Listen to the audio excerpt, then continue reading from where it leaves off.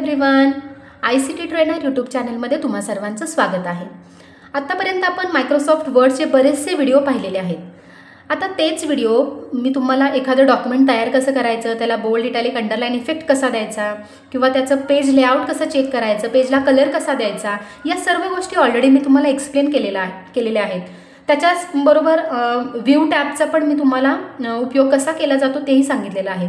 तर पुन्हा एकदा मी तुम्हाला असं सांगते की पेज आपण एखादं डॉक्युमेंट तयार केलेलं आहे तर ते तुम्ही सेव्ह कसं करायचं, खूप जणांना प्रश्न पडतो। ॲक्च्युली शॉर्टकट कीज पण आहेत। Ctrl+S ज्या वेळेला तुम्ही प्रेस करता त्यावेळेला तुमचं डॉक्युमेंट सेव्ह होतं, किंवा इथे क्विक ॲक्सेस टूल बारमध्ये हा ऑप्शन आहे सेव्ह, आणि तिसरा ऑप्शन आहे की इथे हा फाईल टॅब आहे। तुम्ही ज्यावेळेला फाईल टॅबवरती क्लिक करता त्यावेळेला सेव्ह ॲज असे ऑप्शन्स अवेलेबल होतात। मी सेव्ह ॲज ऑप्शन सिलेक्ट करते। ज्यावेळेला तुम्ही सेव्ह ॲज ऑप्शन सिलेक्ट कराल त्यावेळेला कम्प्युटर ऑप्शन सिलेक्ट करा, आणि त्याच्यामध्ये बाय डिफॉल्ट C ड्राईव्हमध्ये तुमचं डॉक्युमेंट कधीही सेव्ह करू नका। तुमच्या PC मध्ये जर D drive, E drive, C drive सोडून जो कोणता ड्राईव्ह असेल त्या ड्राईव्हमध्ये तुमचं डॉक्युमेंट सेव्ह करा।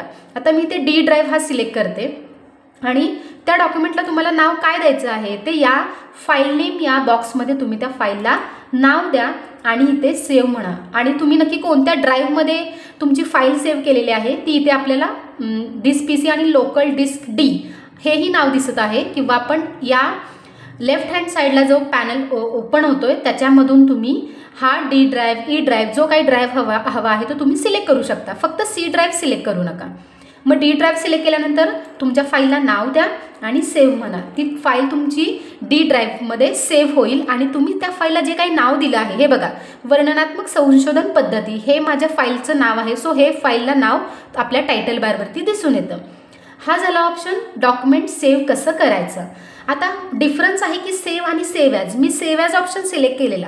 आता ॲक्च्युली सेव्ह जरी म्हटलं असतं तरी माझी फाईल सेम D ड्राईव्हला सेव्ह झाली असती, पण सेव्ह ॲज म्हणजे काय, जर मला काही माझ्या फाईलच्या नावामध्ये जर मला चेंज करायचं असेल, for example file save as, same document me save as करून दाखवते, सेव्ह ॲज दिस PC आणि D ड्राईव्हला। आता इथे मला हे नाव नको आहे, मग मी काय देते व्ह्यू टॅब।